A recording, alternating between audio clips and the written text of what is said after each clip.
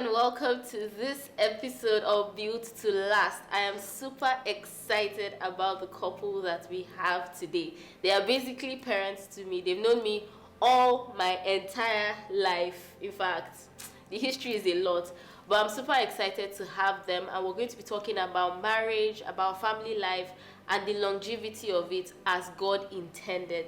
So please celebrate and welcome Dr. and Mrs. Dan Ogun. Welcome. Thank you so much. Thank you so much for agreeing to share with us. We're very excited. Thank you for having us. Thank you, ma. So can you please introduce yourself before we go into the questions that we have? I think you do the introduction. Let's start from you. So my name is Ruth Ogun. Ni Akanya. I'm married to this young man. Yeah. Ever handsome. Thank you. Daniel Sunday Ogun. He's 63 years now. I am 60. We have been married for a while now, and we thank God. It's getting better each day. Thank God. Thank God. Well, I've been introduced to the audience and to everyone. What she has not done is to say that people popularly call me Dan Ogun. All right. She knew my genesis. That's why she would call all the names Daniel Sunday Ogun. Great. But we've been married since 1987, August 22nd. And all through this, we've seen God in action. We have seen His grace, we have seen His mercy. And every day, we live every day as friends, boyfriend and girlfriend. Many times I call her my babe man. Okay, thank you for that introduction. So want to travel in time a bit and ask how you met and how you knew that this is the person for you.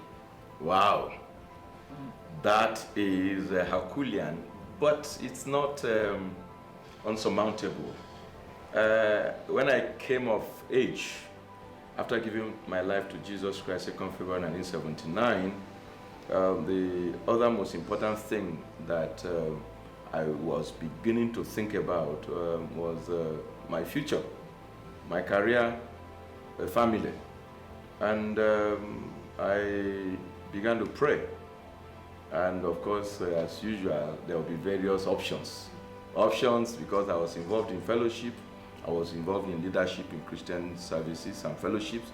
So the options were many.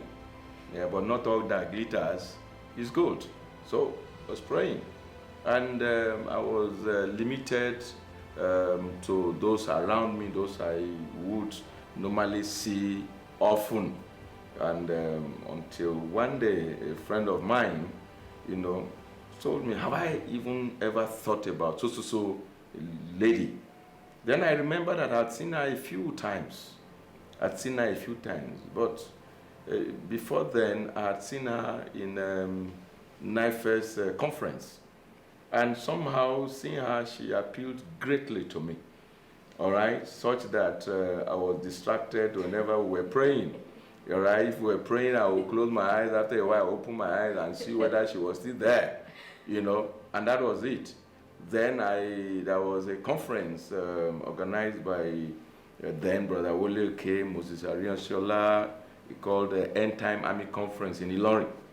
And I was going to attend. I was then the prayer secretary of my fellowship at CS Congo. So I was going to attend, and the brother who happened to be my friend, now Archbishop Edmond Akanya, gave me a message for the elder sister. So I went there. And just to say something. And after delivering the message, I hope you are hearing from everybody. What about Ruth? She's even at home. And that again, you know how your mind will skip, baby. So my mind skipped. She was at home and we were in school. I was coming from school because they had started running the semester system where we were running the conventional system. So our timing differ. And I said, oh, where is she? They called her, we greeted, and I invited her for the conference. She came, and I was excited always seeing her. But somehow I couldn't talk. It was from there I now specified my prayers, to her, all right, because I was beginning to feel excited inside, but I needed to be sure. And long story cut short, I was on my reading table one day, and God told me that she is the wife you are looking for. So it just came very clear to me. I wasn't praying then, I was studying, and it just struck me. So I had a friend, and we compare notes, and that friend happened to be Robert Ali, So I shared with him, and we prayed the more. And when I was done, I said, okay, it's time to move. Let me go and deliver the manifesto. So both of us left ABU, Zaria, were there together. Traveled to Sokoto, University of Sokoto, where she was, and met her in the fellowship. I was going there with just one message, and I didn't have to waste time. So she came out to welcome me. At that time, if you write a letter, you have to pray for NIPOs to deliver, not to get it lost or in transit. Anyway, we saw her in FCS, so she came out to receive us, welcome us. And I told her that I had come to tell her that she should please consider being my wife. All right? And I told her that the fellow talking to you was a very bad person. And I told her quickly some of the things that I had done bad. And told her my family was a polygamous family. And my mother, my foster mother, and my father were always fighting. All right? And the basis of it was that I was doing full disclosure. Full disclosure of who I was and who my family, ecosystem, what my family ecosystem was. And she said, all right, she will pray. And of course, I expect as a Christian to say so. So it was not surprising. And that was it. And we went back. And then I aggravated, escalated my prayers. You know how now? So I escalated my prayers, and I was sure it was going to be fine. And then about 3 months or so later, she delivered to me my answer like JAMB result. Like JAMB result. Man, I was excited receiving my scores. My scores were 100%, So that was how it started. Oh, wow. Yeah. Yeah, I grew up in an environment where we were not allowed to mix too much. So we knew ourselves. It was only the immediate family, extended family, close families that we knew, a few friends here and there. And my temperament didn't allow me to have so many friends. So while in school, in the secondary school, I had just 3 friends, and I maintained those 3 friends up till now. And so we go together as a family. So when we are attending functions, we move together. It's an environment where somebody takes you, the driver takes you to market, waits for you, you buy, you enter. So you didn't have an opportunity to be visit. In fact, we were not allowed to move around, have people visit us, and we were fine. We were quite satisfied that we were not having too many intruders. So I never thought about marriage for a while. After leaving my high school, I never prayed for someone to marry. I told myself I want to complete my university before I'll marry. So I just thought when the time comes, it will fall in line, because I knew I was serving God. And I believed in my heart that when the time comes, God was going to give me a perfect husband. So I wasn't bothering myself. So I got to the university, part 1. It was part 2. It came to see me. I had some, like I said, not too many friends. So Every December we always go back to the village for 1 week, 2 weeks. So I got to know a few of the boys around, but I didn't imagine that any one of them would be my husband, because I wasn't seeing, the fire that I wanted in a man I would marry. So by the time I started praying about having a husband, I would just tell God, Father, you know that I need someone that will keep me on fire, not less than what I am today, but on a greater height. So at the back of my mind, I knew the type of person I was going to marry. Again, I had my idea about, I want a very tall person, slim, because in my family, we're quite tall. And as if to say they were from giants. Or, I don't want to sound like but they were giants. When he came, I looked at him, I said, no, he's not the type of man I want. Yes, I saw him as a very serious, fervent Christian, but his physical appearance, I said, no. I failed in that. I said, this is not. So when he approached and asked me, I just told him, okay, I'll pray. Not because I was interested, but I just thought, let me just put shame away and say I will pray. I wasn't really praying, I think the first month. In fact, I told my siblings, because that closely, I said, see the person who came. And we just say, we don't want, Anyway, so I started praying, I think about the 3rd week or so. And it was dawning on me and becoming heavy on my heart that is the way I would go. I wasn't excited. I wasn't happy. In fact, I had a roommate. She wasn't my friend, but we were reading the same course, and she attends fellowship. So one of the days I just told her, I said, someone came. So she said she noticed the day I was called out of fellowship. I said, that man that came said he came from Zaria and she is looking for a wife. I said, but that's not the type of person I want. So she said, but why not pray? Pray about it first and think about it. I said, okay, I've started praying and I don't like what I'm receiving. So she said, if it's the will of God that I don't have an option. So I left it for a while. Then I went back praying again. And honestly, I just kept receiving the same message. That's the way to go. So with a heart not too excited, but I told God, if that is the way to go, I know that will be the best for me.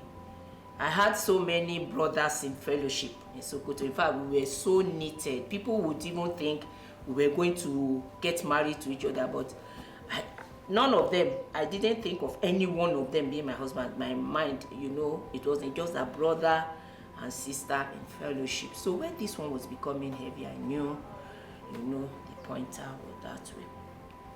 So here we are. Okay.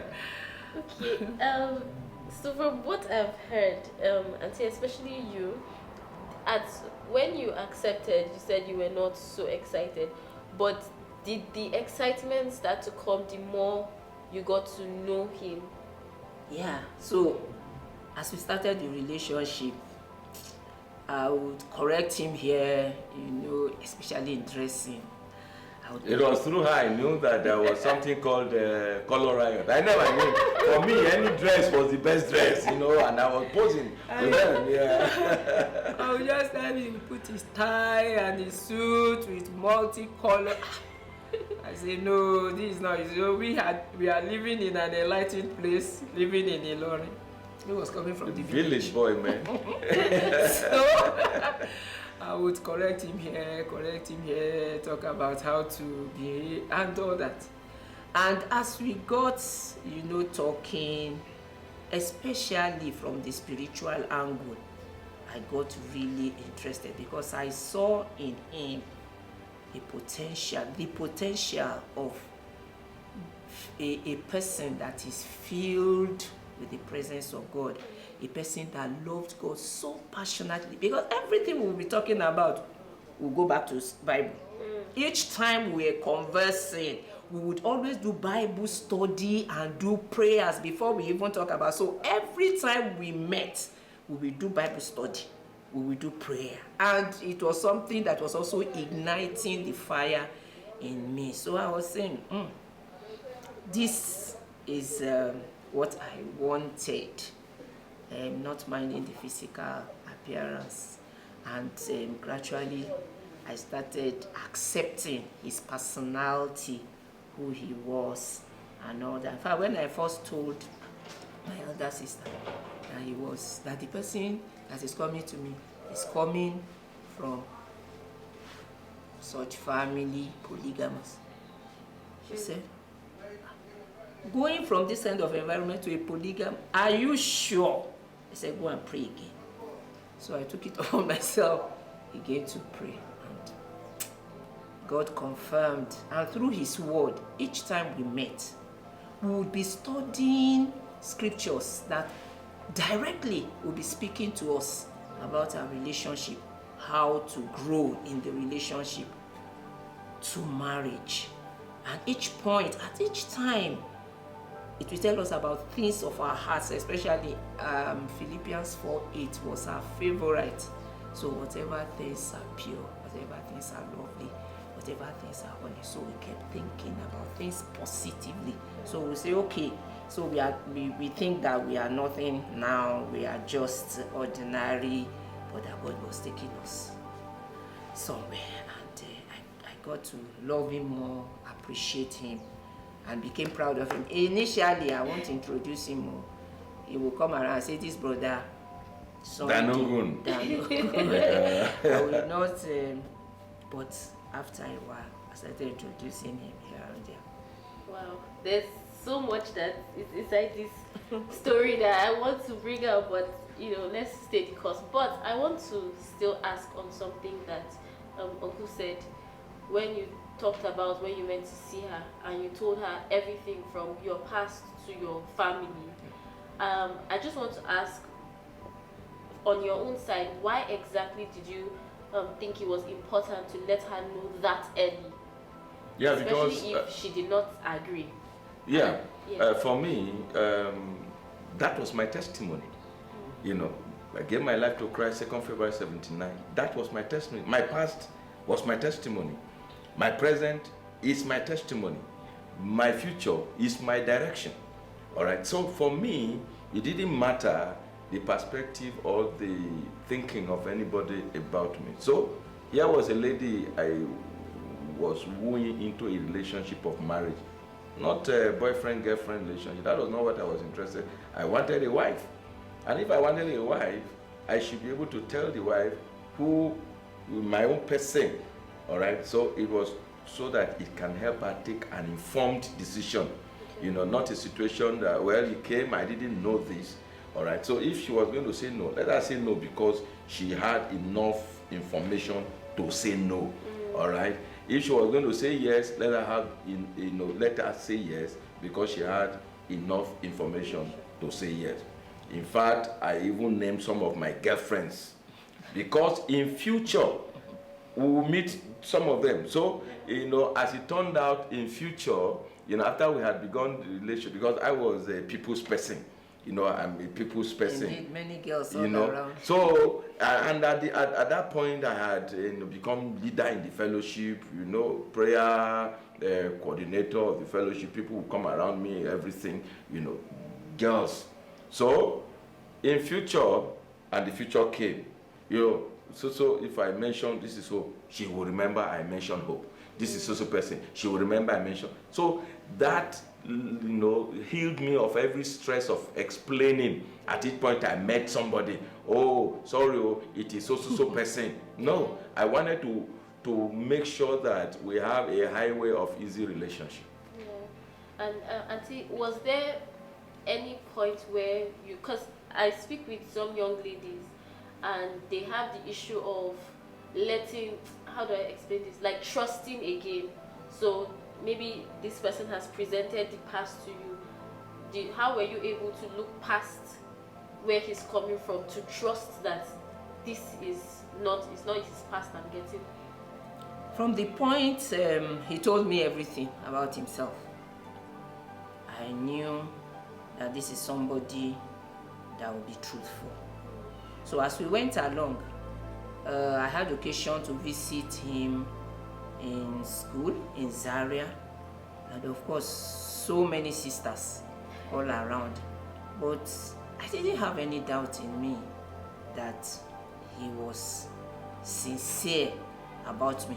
One of the actions that he puts up till now and makes me to know that my trust in him is unshakable.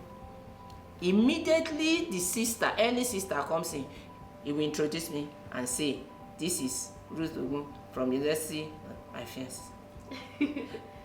So all the sisters knew me, and anywhere we were, anybody that came his way, he would introduce me and immediately say, my fiance.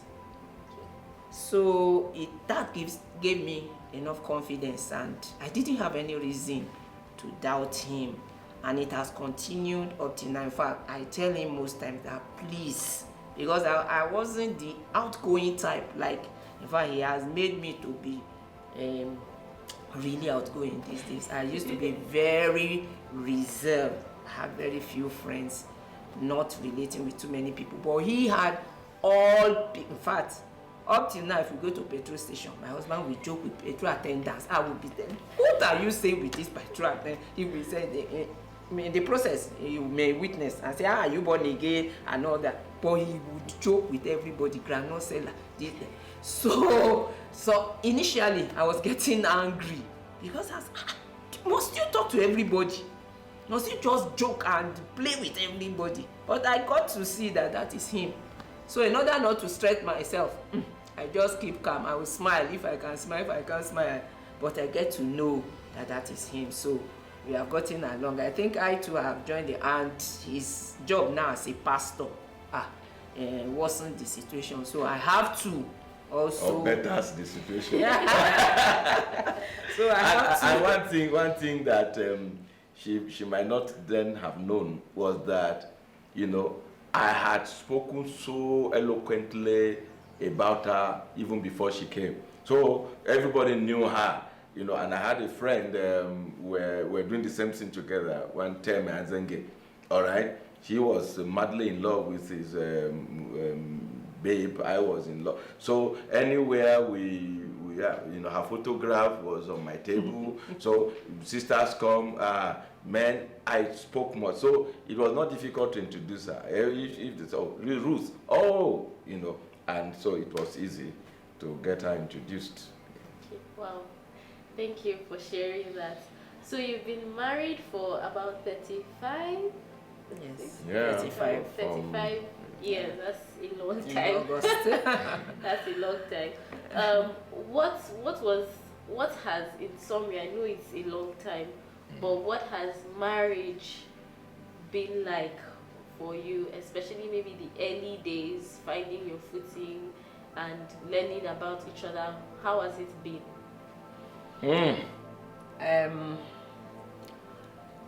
During our courtship, we set our boundaries.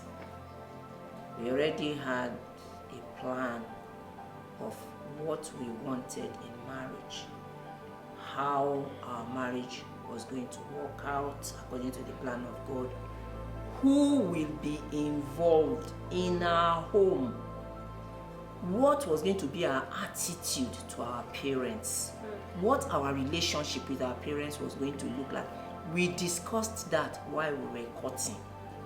How we were going to start under God, trusting that God would help us. We got married immediately. After youth corps, we served because he went to law school. We now served together, and he worked for a few months, and then we were married. So you are talking about people who were just beginning from the start. We didn't have anything. Because he was working in a law firm, private law firm.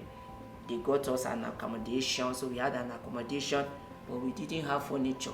We didn't have bed, so we had to borrow mattress. Okay, we had bed, no mattress. So one of his friends in Kano, we had a bed, a mattress, and then another borrowed mattress for the other room. Yeah. So that was how we started. No fridge, no television, so I was cooking every day.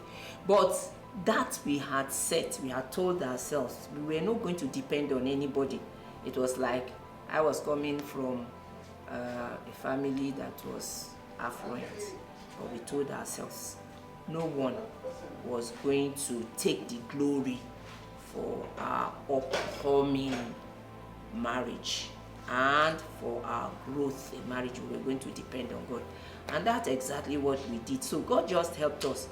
We knew what we could afford, and we were not going to go out of the way. We had told ourselves from then that we were not going to borrow. We were not, going to do beyond what we could do.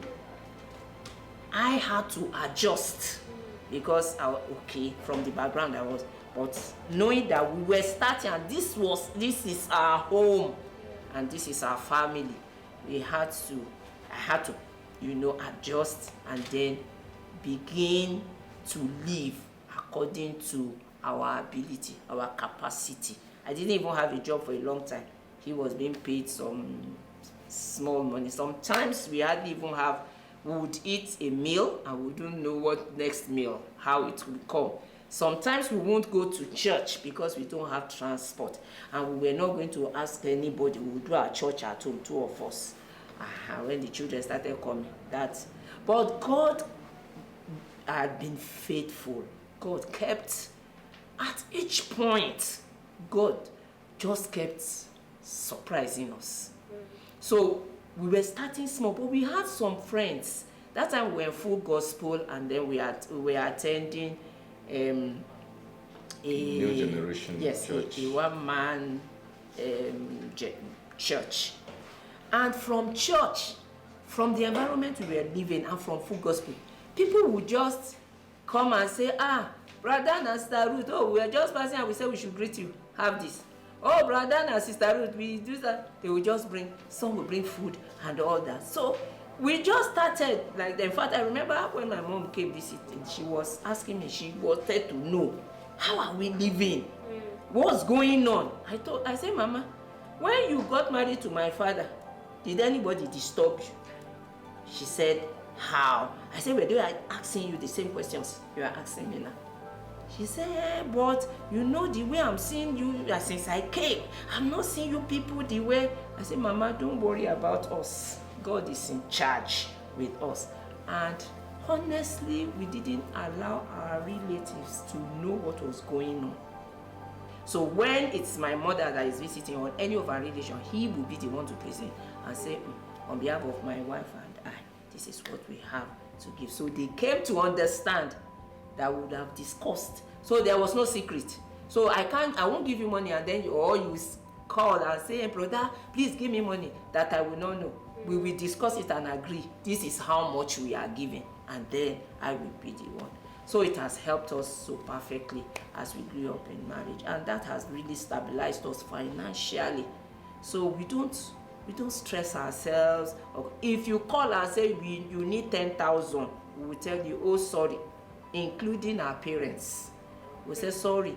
At this point, we can only afford 5, and then we send the 5. Now, when it's better, we will send the rest. That was the background, and the foundation. All right. Speaking from the spiritual point of view, I grew up taking interest in the marriage relationship and family relationship. And when we got involved in our relationship, we were reading a lot of novels, Christian books. What Trubbish was the popular, Christian marriage or relationship books, around then, and I read a lot, and I became involved in counseling. And I remember that I remember a family that was always fighting, and I was always intervening. And one day, the husband appeared fed up with my interventions. And he said, "Dan, you can't tell me this. After all, we are not married." So I went back to God and said, "Your word say, let no man despise your youth. This man has despised my youth. Lord, when it is time for me to marry, let my marriage be a model."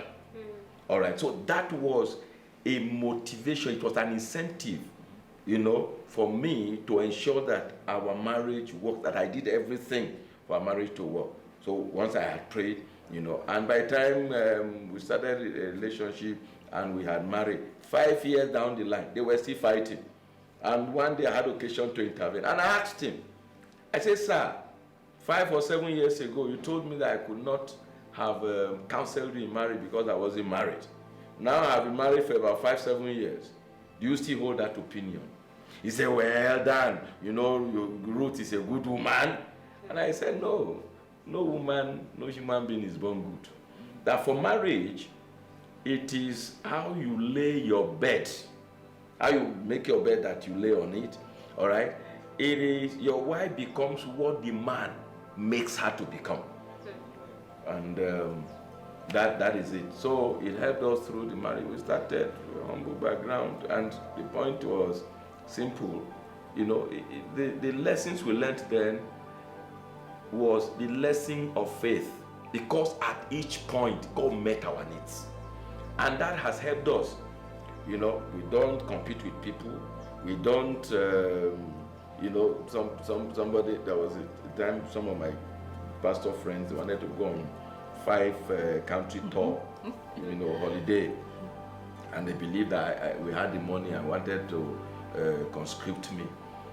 At that point, the one who was saying it was still trusting God for a child. The other one had all the children in primary school. Meanwhile, I had children already outside or in secondary school, and I think 1 or 2 already in university. We don't do what we cannot do, and we are not shy to say, "Sorry, we can't do this." So God helped us. Those initial times we surmounted. We knew that the future held a lot for us, and that was why trusting God in fellowship was not an option, but it was mandatory. Hold on to Him, because He holds the future, He holds the direction, He has the compass to the future, and God helped us, to go that way. Wow. Okay.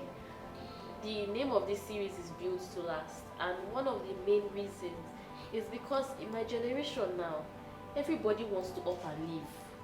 Everybody is ready to go. Everybody has an exit plan, especially us women, any small thing, you are ready, we are now empowered. And sometimes they will give you a reason that looks like, okay, their marriage is actually hard. But I want to ask, in your 35 years, was there any time that, so I'm asking about challenges, and did any challenge make you feel like, I want to leave? And how did you overcome it, or, challenges basically in the 35 years? All right, let me start that. Within these 35 years, challenges that make one think he wants to leave? No.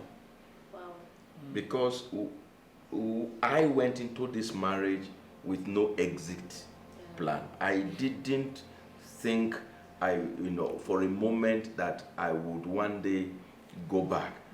Don't forget, I said that somebody had challenged me that I could not talk about marriage, because I wasn't married. And I had settled down with God that I want my marriage to be a model. All right? And therefore, by the time I went into the marriage, I went with the whole of my being without thinking of an exit plan. I didn't have any. Or I didn't have any. Okay, so as the challenges were coming, for example, we had challenge of family interference. It was a major challenge, and maybe I should say it.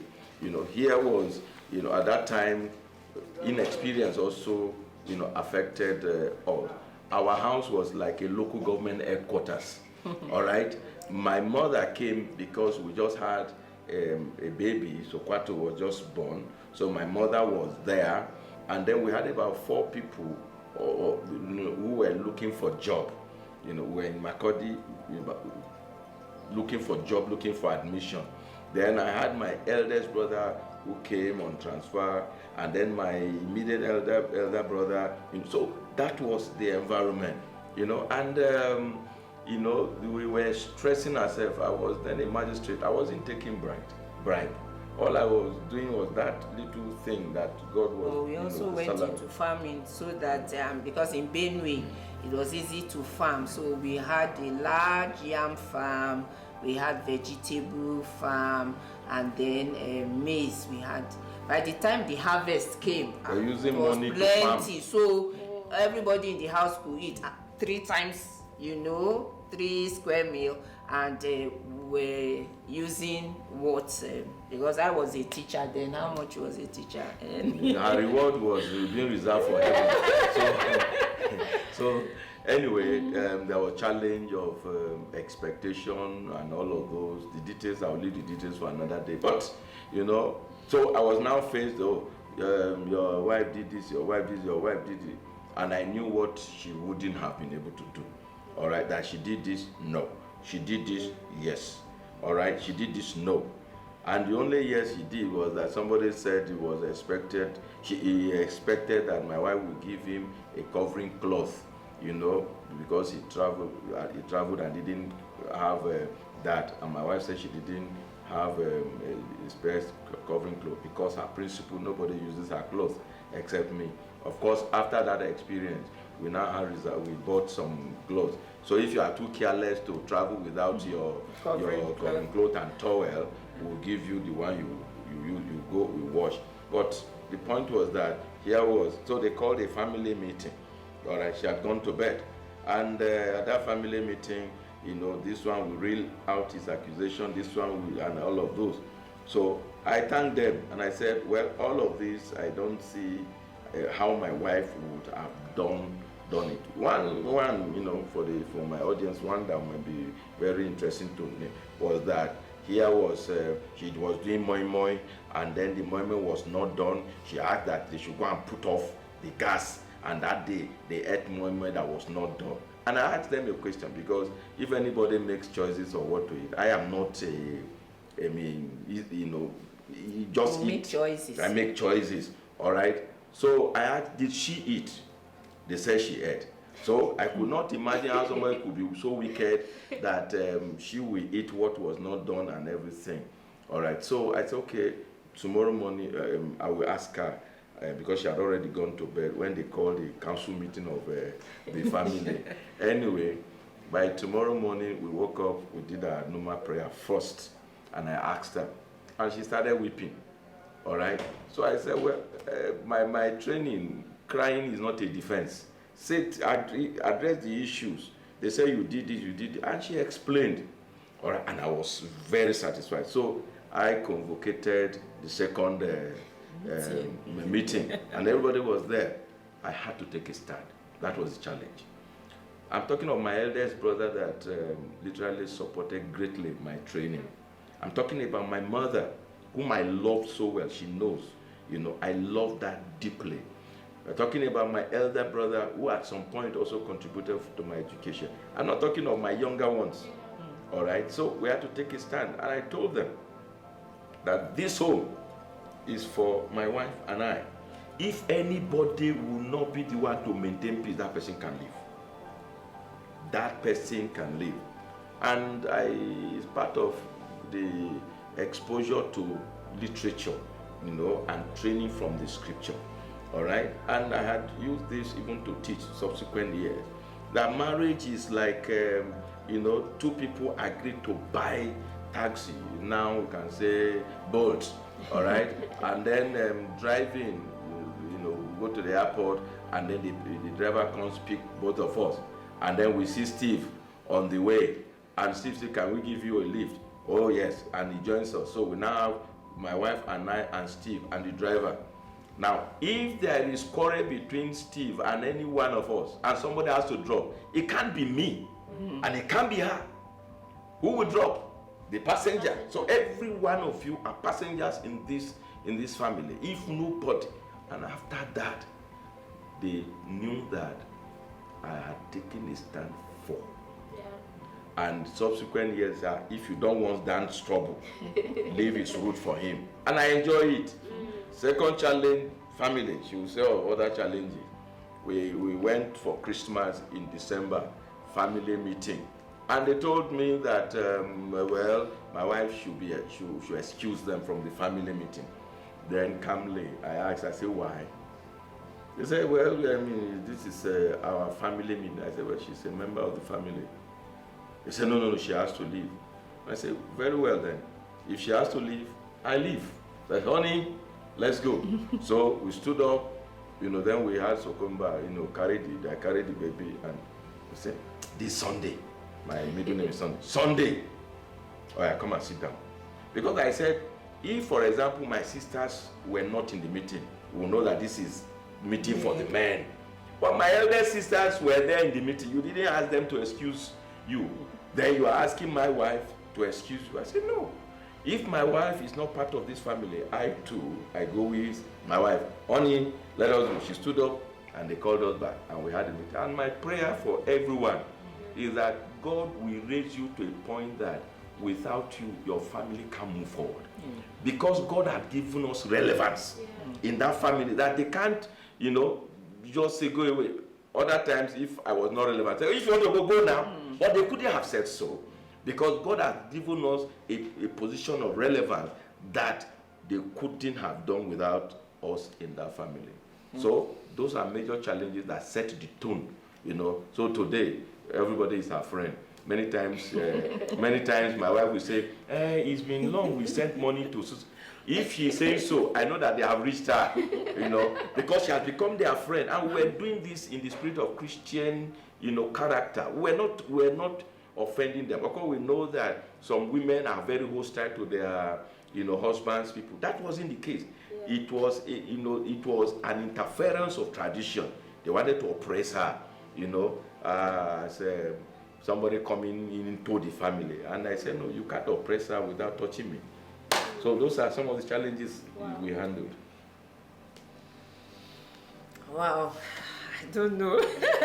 Really.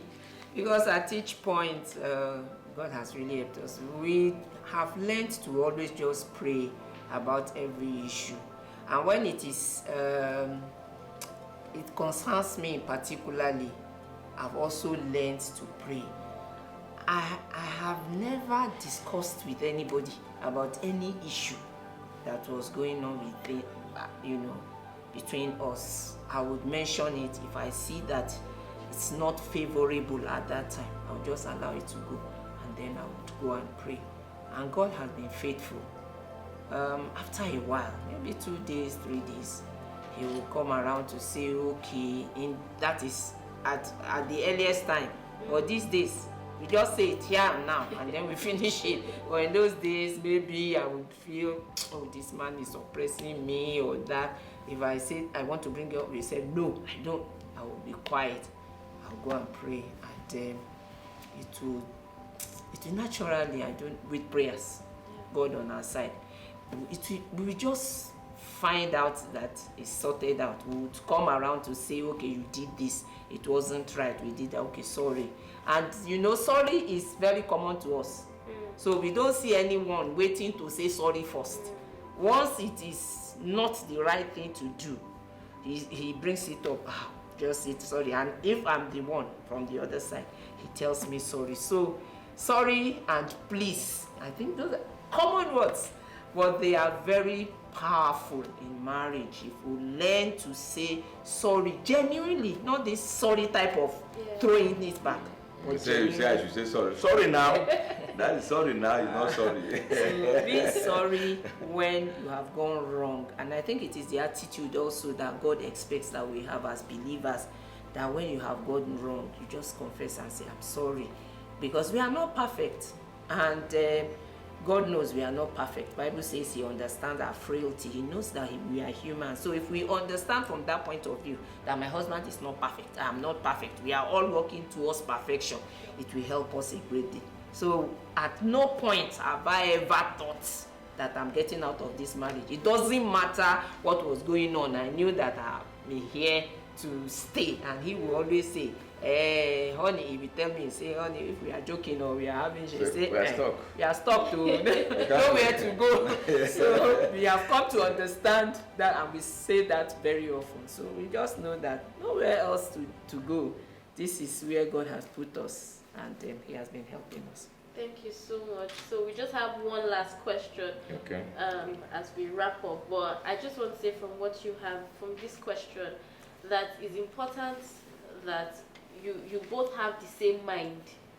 That's why nobody is going anywhere, and you're both believers. So to every single person, you have to be equally yoked with a believer that also doesn't have an exit plan. Exactly. If you are the only one without an exit plan, you'll be frustrated. Correct. But Correct. when both individuals are working towards making the marriage work, then nobody is going anywhere.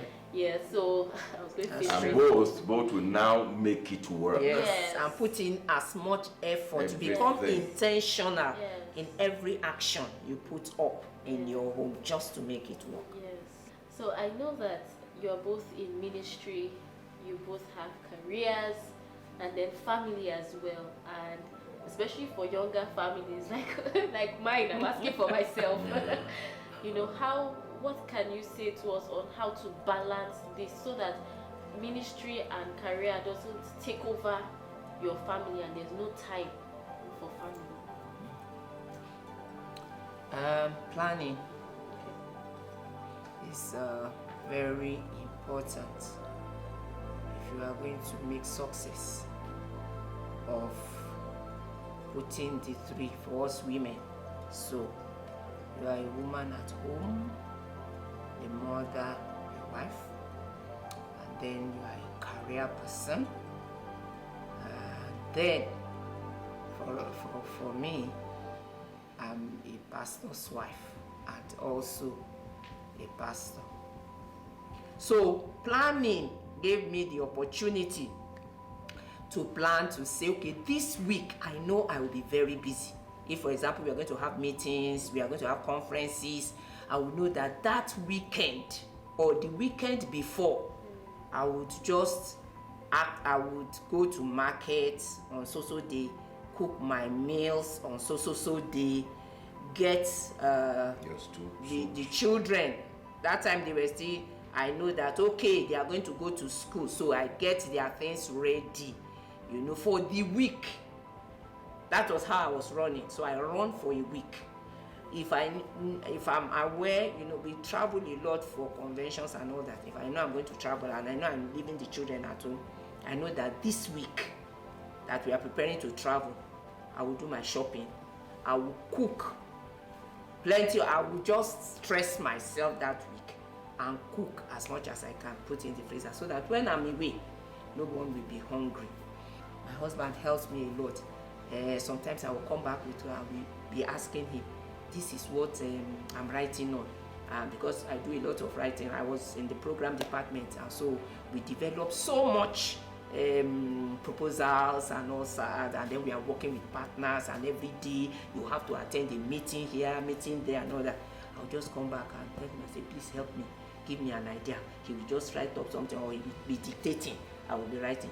The next morning when I get to work, that's what I'll just look at and then add some things, and my work is done. So he has been a help to me, not only in ministry. And in ministry, sometimes we have assignment. I mean, you have engagements. Somebody invites you to give a talk. I will look at the topic. After praying, I will put down my points. I will share with him.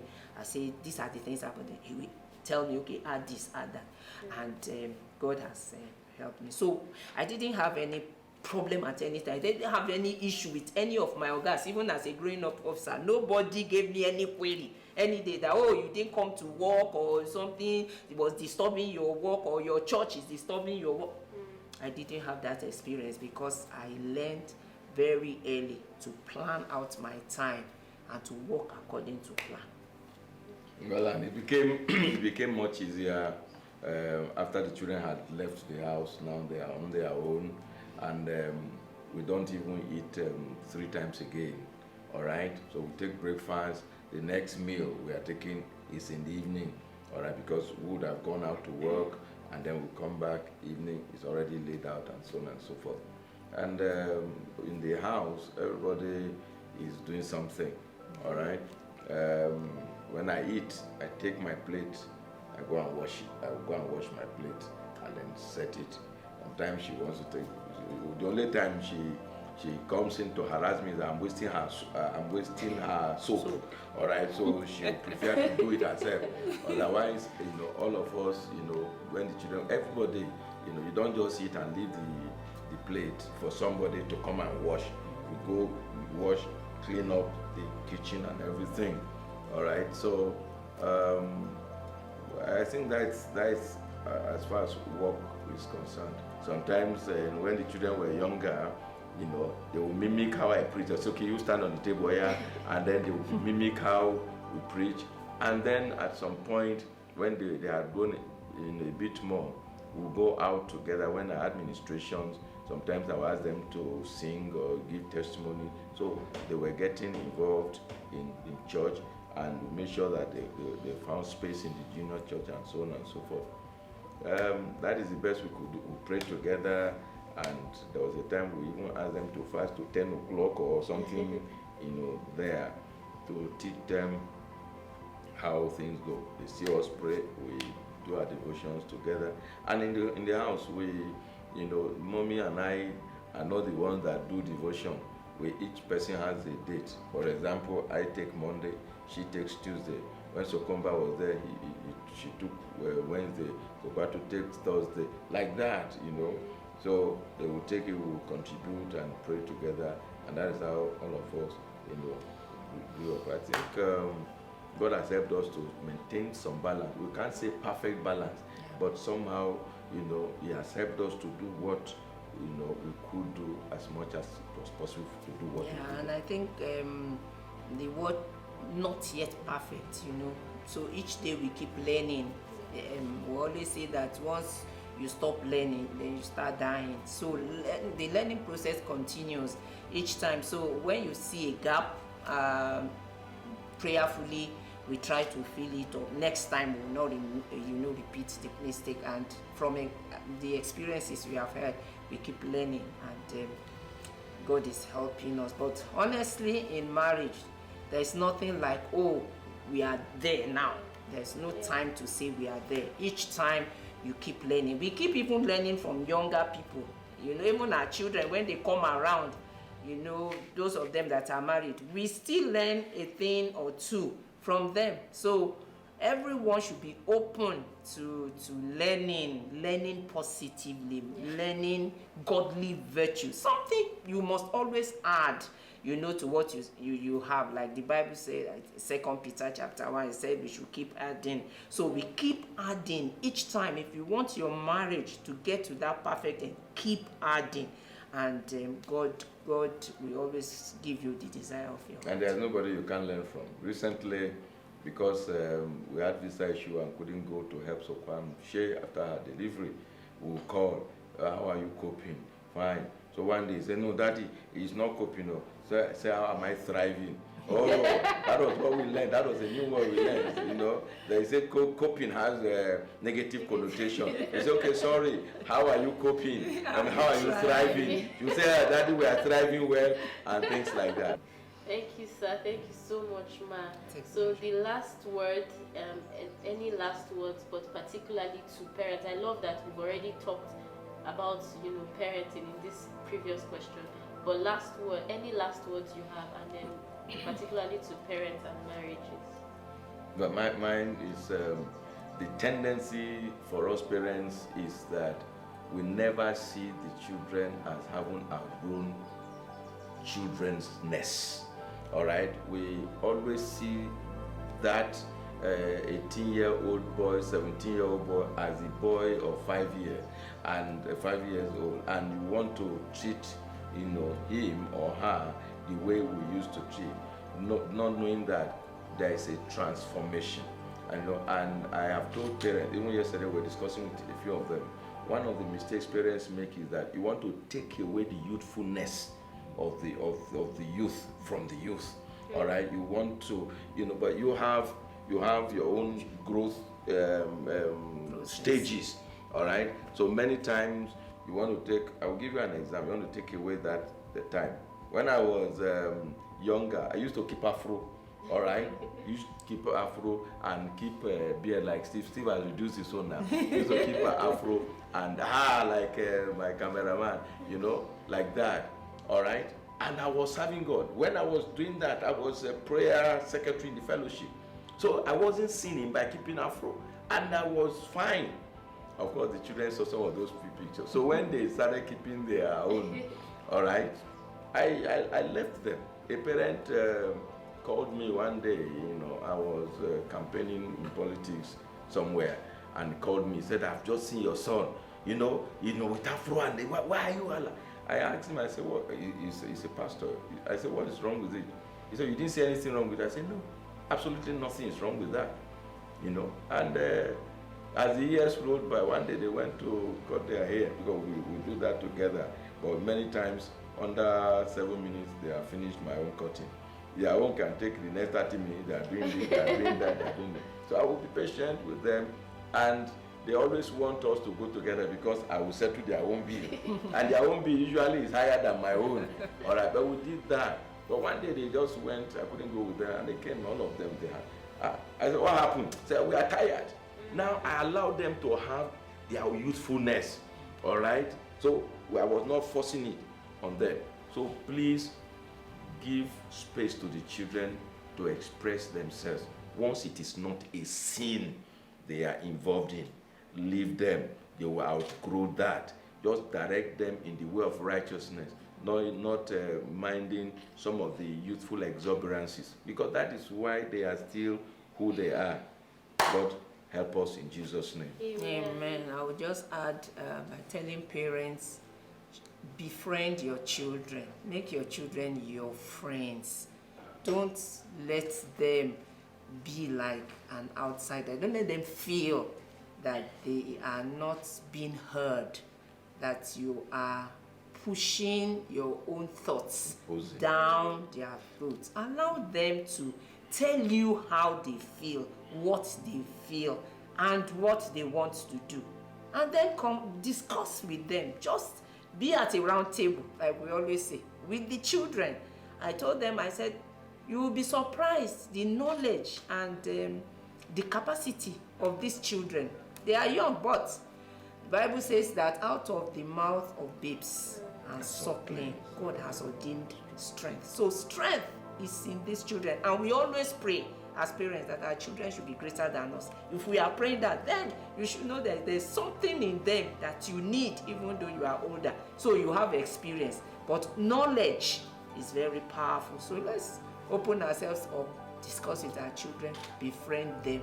Let's be there for them when they are going through difficulties. Let us not abandon them when they fall short of maybe our standard. We are thinking, okay, this is what we want them to be, but they are not, coping. So you want to castigate them, push them down. Don't pull them down. Rather, raise them up. Give them courage. Give them assurances that you know that they will do well in life. And with that, those children will become very great. Finally, I'm sorry. One of the areas that parents need to adjust is when a child goes wrong and it comes to say, "I'm sorry," or when the repentance has come. Don't refer to it again. All right, we had passed through similar situation. All right, and by the time our son came to his senses and said, "I'm sorry, that decision I took was wrong," and we said we had forgotten. One of the prayers both of us made is, "God help us, not to make reference to it again." Because forgiveness by biblical standard and definition is as if it never happened. So if it never happened, why would you now tie it on that child forever? That this is what you did the last time, and so on and so forth. You will be destroying the self-confidence of the child. Once a matter is past and forgiven, let it be forgiven and past. God bless you. Thank you so much, sir. Thank you so much, ma.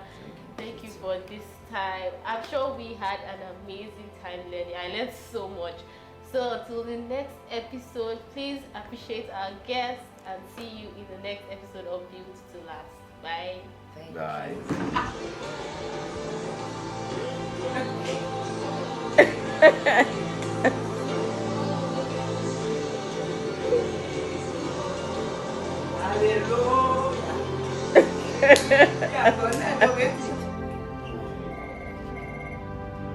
Mommy, smile for the camera. Mommy, happy birthday in advance. Blow your candle. Blow your candle.